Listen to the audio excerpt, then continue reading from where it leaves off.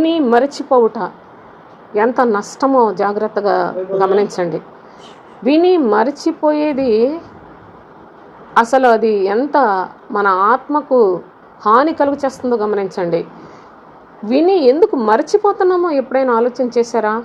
దయచేసి లేఖనం ఏం తెలియచేస్తుంది? ప్రభు అయిన తండ్రి చెప్తున్నాడు, స్వాతంత్ర్యమునిచ్చు సంపూర్ణ నియమములో తేరిచూచి నిలకడగా ఉంటేనే. స్వాతంత్ర్యమునిచ్చు సంపూర్ణ నియమము, అదే క్రీస్తు నియమము. ఆ క్రీస్తు స్వతంత్రులనుగా చేస్తాడు సోదరులారా. కుమారుని యందు విశ్వాసం ఉంచిన వారిని స్వతంత్రులుగా చేస్తాడు అని లేఖనములు తెలియజేస్తూ ఉన్నాయి.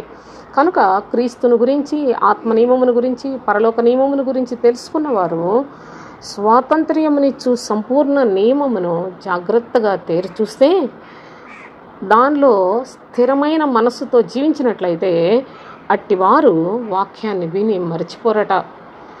ఏదో దేవుని సన్నిధికి వెళ్ళొస్తున్నాం, దేవుని యొక్క సన్నిధిలో బ్రతుకుతున్నాం, దేవుని యందు భయభక్తులు కలిగి మనం అన్ని విషయాల్లో ఉంటున్నాం అనుకొని చాలామంది వాక్యం ఏం వింటున్నారో వాళ్ళకి అర్థం కాదు, వాళ్ళ బోధకులు ఏం బోధిస్తున్నారో అర్థం కాదు.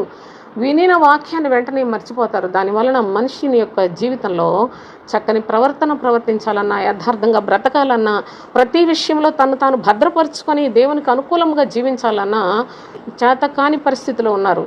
అనగా క్రీస్తు మనలో ఉన్నట్లయితే మనము నిశ్చయముగా దేవుని యొక్క వాక్యాన్ని వినినట్లుగానే భద్రపరచుకోగలం సోదరులారా.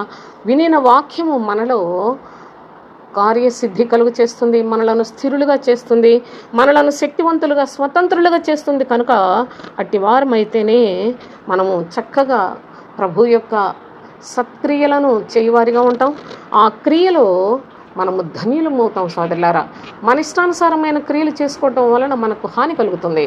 కానీ ప్రభువు చెప్తున్నాడు, సత్క్రియలు అను ధనము ఇది ఒక నిధి లాంటిది.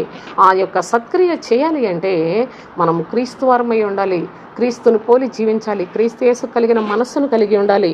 అప్పుడే మనము సత్క్రియలు చేయగలము. కనుక ఆ విధముగా మనము ధన్యతను సంపాదించుకుందాం.